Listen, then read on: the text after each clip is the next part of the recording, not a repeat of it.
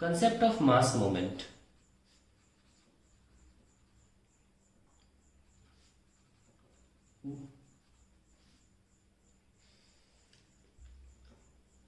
वह मास मोमेंट होता क्या है? देखो, मास मोमेंट होता है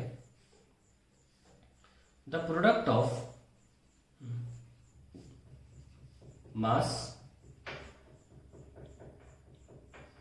एंड इट्स डिस्टेंस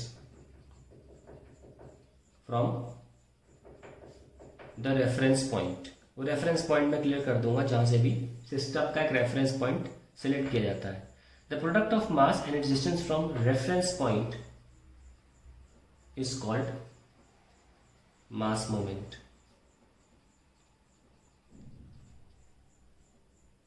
ठीक है, अभी देखना ये रेफरेंस पॉइंट जो होगा ना, डेरिवेशन से क्लियर कर दूंगा। ठीक है, नो लेट्स सी। यानी कि मास मोमेंट हुआ m इंटू आर, ये होता है मास मोमेंट। अब हम बताना चाह रहे हैं आपको centre of mass on the basis of mass moment.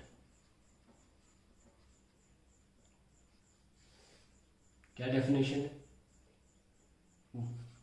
If n particles having masses m1 m2 up to mn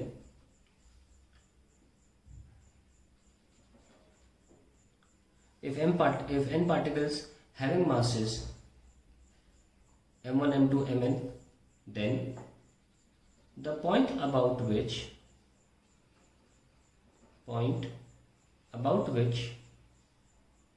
the vector sum of mass moment is 0 is called the center of mass। ये mathematical definition है, घबराए नहीं, मैं इसको prove करने जा रहा हूं। क्या लिखा है? अगर n पार्टिकल्स हैं सिस्टम में, the point about which the vector sum of mass moment is 0 is called the centre of mass. क्या पता चलेगा कि मास मोमेंट एक वेक्टर क्वांटिटी है। ठीक है, वेक्टर क्वांटिटी होती है mass moment. Now I am going to derive this, let's see how. So let's, जैसे कि हमने आपको मास मोमेंट के बारे में बताया कि that point about which the mass moment, the sum of the mass moment of the system particles is 0। now वो जो particles की दूरी जो गिनी जाती है वो with respect to some reference गिनी जाती है। अब मैं बता रहा हूँ वो reference point actually center of mass होता है। so let's start with deriving the same result using the concept of mass moment। definition तो दे दी मैंने आपको। suppose मेरे पास दो masses हैं और पहला मास यहाँ रखा है, से r1 की दूरी पे मास m1 है एट r1। ठीक है, और वेक्टरली हम डिफाइन करेंगे। तो ये मास m1 है और कहाँ रखा है r1 पे। तो अगर हम इस पॉइंट पे देखें, यहाँ तो 0 है ना, तो ये इसके टिप पे भी r1 लिखा जा सकता है। जैसे कि अगर मान लीजिए ऐसे होता कोई पॉइंट कि ये a वेक्टर है और ये b वेक्टर है और ये एरो जा रहा है ऐसे, तो हम लिखते हैं b माइनस a। हम फिर ऐसे लिखते हैं, हेड माइनस टेल लिखा जाता है। लेकिन यहाँ पे टेल तो 0 है ना, इसलिए r1 से ही काम चलाया जा सकता है। और मान लीजिए दूसरा हमने बॉडी ले लिया से m2 और इसका डिस्टेंस यहाँ से r2 है और वेक्टर लिखेंगे r2 वेक्टर ना। हमको ये बात पता है अच्छी तरीके से कि जो सेंटर ऑफ मास होगा वो ऐसा नहीं हो सकता कभी भी कि यहाँ लाया कर जाए, हमेशा दो बॉडीज के बीच में लाया करता है। खैर, तो हमने उस पॉइंट को अज्यूम कर लिया कि बीच में लाया कर रहा है और let that point be some point से सी। उस पॉइंट को हमने सी बोल दिया। जैसे कि मान लीजिए ये पॉइंट ए है, ये पॉइंट बी है और ये पॉइंट सी है। ये पॉइंट ए मान लो, ये पॉइंट बी मान लो, ये पॉइंट सी मान लो। और सी को डिफाइन करने के लिए हमने लिया आर, सम वेक्टर आर, जिसके नीचे सफिक्स नहीं है। सफिक्स नहीं है क्योंकि ये पता नहीं है, पता नहीं होता तो सफिक्स नहीं लगाते हैं, छोड़ देते हैं वेरिएबल फॉर्म में। और जिनके जो सफिक्स लगा होता है वो पता रहते हैं।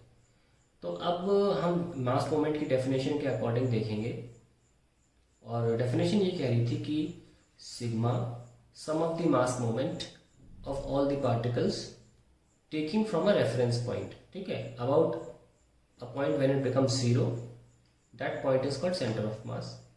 और वो मास मोमेंट जो लिए जाते हैं वो एक रेफरेंस पॉइंट से लिए जाते हैं। मैं डेफिनेशन को दोबारा आपको डिफाइन कर दूं। तो क्या लिखा है देखो यहाँ पे डेफिनेशन को। If n particles having masses m1, m2, mn, then point about which vector sum of mass moment is zero is called a center of mass। और यहाँ में क्या लिखा है, the product of mass and its distance from reference point is called mass moment। और ये reference point center of mass होता है, ठीक है। तो हमने क्या किया, मास मोमेंट अगर हमें काउंट करना होगा तो हम यहाँ से काउंट नहीं करेंगे, हम सेंटर ऑफ मास से काउंट करेंगे जो कि रेफरेंस पॉइंट है। तो लिखेंगे और फिर इनका सम जो होगा वो ज़ीरो कर देंगे तो हमें ये आर निकल के आ जाएगा। तो पहले लिखते हैं मास मोमेंट ऑफ m1। कैसे लिखेंगे, m1 into distance from reference point,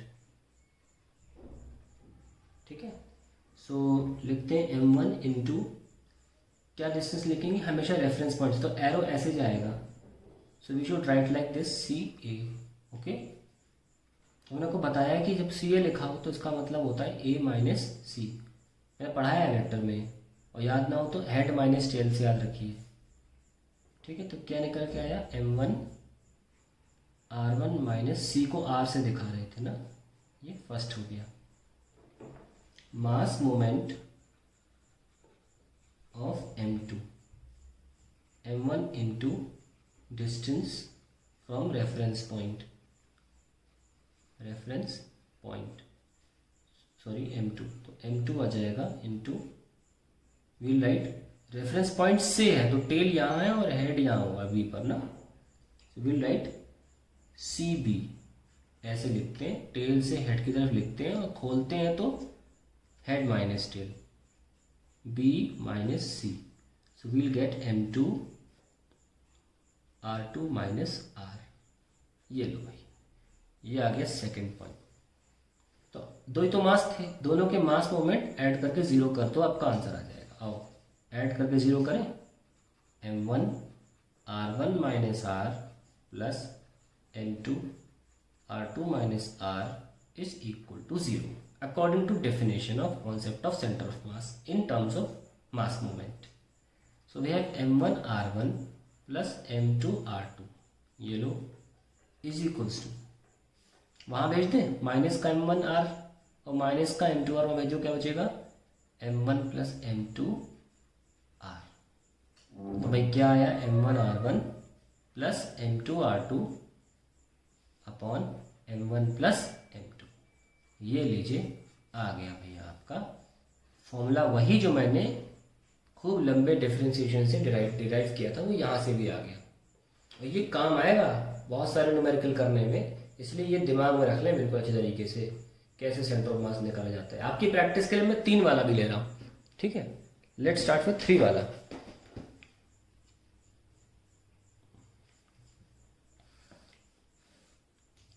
मान लीजिए एक मास रखा है m1 यहाँ पे, इसकी पोजीशन वेक्टर r1 है सम ओरिजिन से। एक मास मैंने यहाँ रख दिया m2, ओके, इसका पोजीशन वेक्टर r2 वेक्टर है, और एक मास मैंने यहाँ रख दिया है, 3 ला गए ना r3। अब तो कुछ बीच नहीं हो सकता ना भाई, 2 होते तो बीच में लाया करता, कुछ भी अज्यूम कर लो, कुछ भी, कोई फर्क नहीं पड़ता उससे, कुछ भी अज्यूम कर लो। मान लो ये अज्यूम कर लिया हमने, है ना, तो ये पॉइंट ए है, ये पॉइंट बी है, और ये पॉइंट सी है, ये पॉइंट डी आ गया। और इसको जोड़ लें पहले, ये डी पॉइंट आ गया, ठीक है। तो देखो ये पोजीशन वेक्टर, ये रेफरेंस पॉइंट से लेना है, रेफरेंस पॉइंट डी है, अज्यूम कर लिया हमने कि कहीं भी अज्यूम कर लो तो न्यूमेरिकल आएगा तो अपना पॉइंट निकल आएगा ना, और फिर एक पॉइंट ये होगा। तो आओ डायरेक्ट लगाएं, concept of centre of mass on the basis of mass moment क्या है, सबका ऐड करो, जीरो कर दो। क्या, m1 r1 माइनस r, है ना, r1 minus r plus m2 sorry ये मेरा, हाँ सही था, R2 माइनस आर, भूलना नहीं भाई, क्या करना है, टिप टिप सब्ट्रैक्ट करनी है बस। लो भाई M2 का R2 minus R plus M3 R3 minus R, R3 minus R, ये बिल्कुल नहीं भूलना। एरो अगर बनाते हो, ये पॉइंट ए है बी है तो क्या लिखोगे, बी माइनस ए, वही कर रहा हूँ बस मैं, ये जीरो कर दो तो क्या आया, M1 R1 plus M2 R2 plus M3 R3 is equals to M1 plus M2 plus M3 R, yes और नो। फाइनली क्या आया, M1 R1 plus M2 R2 plus M3 R3 divided by M1 plus M2 plus M3 is equals to R, आ गया finally. तो आओ अब इसको छोटे में लिख लेते हैं। सेंटर ऑफ मास का formula sigma MIRI, I equals to 1 से n upon sigma MI equals to 1 से n। It's a very important formula, final लिख लिया हमने। तो ये हमने आपको दो कॉन्सेप्ट से बताया है, वो बहुत ज़रूरी था, फंडामेंटल है, ये पूरा मैथमेटिक्स है, उसमें हमें मीनिंग समझ में आया कि centre of mass actually meaning क्या है। यहाँ पे हमें फॉर्मूला क्लियर हो गया है।